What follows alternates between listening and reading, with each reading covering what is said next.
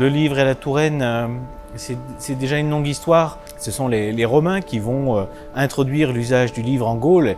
Et parmi ces cités gallo-romaines, la ville de Tours va connaître de manière assez précoce l'usage du livre grâce au culte de Saint-Martin, donc évêque de Tours qui est mort en 397, qui va susciter la rédaction d'ouvrages, et puis aussi grâce à l'épiscopat de Grégoire de Tours, l'un des grands évêques de l'époque mérovingienne et qui va laisser une œuvre considérable.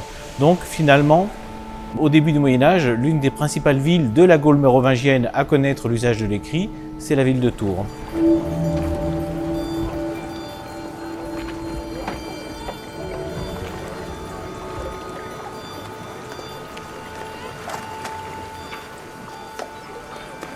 Donc les premiers livres, c'est les écrits à la main par les moines, les copistes, au Moyen-Âge. Donc il fallait 1 an pour écrire un livre à la main, sur du parchemin, la peau de chèvre. Il fallait 20 chèvres. Pour faire un livre dans une peau de chèvre, on trouve que 3 ou 4 feuilles. Donc à Tours, il y avait des centres des scriptoriums, Saint-Gatien, Saint-Martin, Marmoutier, l'abbaye de Cornery. C'était un grand foyer de copistes à Tours.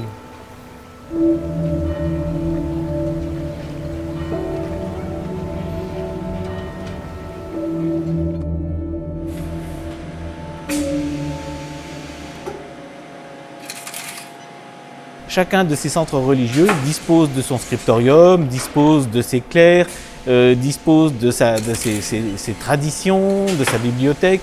Donc voilà, Tours bénéficie effectivement à l'époque médiévale d'une richesse en termes de bibliothèque, en termes de ressources codicologiques qui en fait une ville majeure dans le royaume de France à cette époque.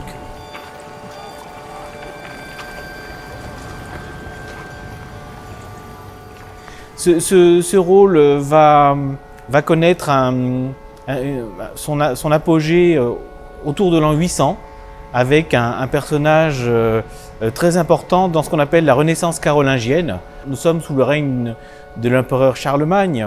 Donc la Renaissance carolingienne, c'est un mouvement culturel, littéraire pour rénover les lettres et essayer de retrouver l'usage d'un latin correct. Cette Renaissance carolingienne, elle va être portée par des intellectuels, des clercs, à l'époque évidemment, parmi lesquels un clerc donc d'origine anglo-saxonne du nom d'Alcuin, et puis qui sur la fin de sa vie va être nommé abbé de Saint-Martin de Tours.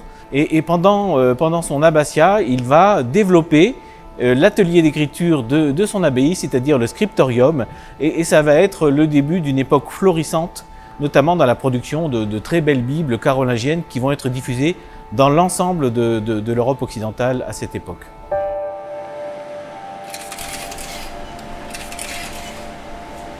La bibliothèque de Tours a la chance de conserver des témoignages effectivement précieux de cette production de manuscrits de l'époque médiévale. Parmi les documents les plus précieux conservés à la bibliothèque, on peut citer l'évangéliaire dit de Charlemagne. Alors, il n'a pas appartenu à Charlemagne, mais il a été copié sous son règne, à l'instigation d'Alcuin, qui était abbé de Saint-Martin de Tours. Donc c'est un évangéliaire écrit en lettres d'or qui porte le texte révisé des 4 évangiles, donc corrigé des différentes fautes qui avaient été multipliées au cours des retranscriptions effectuées pendant la période mérovingienne. Donc c'est un document qui est à la fois très beau et très émouvant.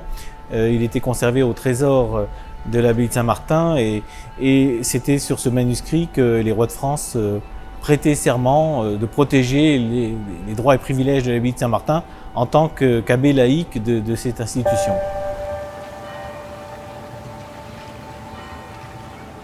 Tours était l'une des villes importantes où l'on réalisait des manuscrits à l'époque médiévale.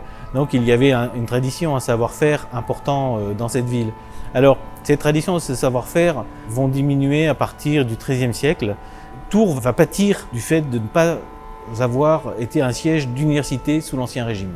Qui dit université dit maître et étudiant et dit donc besoin de copies, rédaction d'ouvrages servant de manuels, servant de support de cours.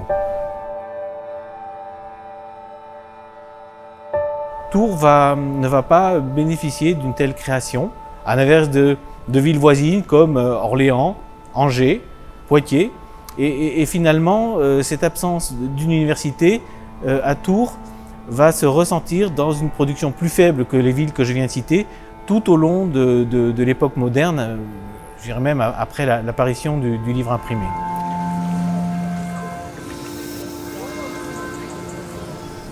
Tours, au XVe siècle et début du XVIe siècle, va bénéficier malgré tout de la présence de la cour royale.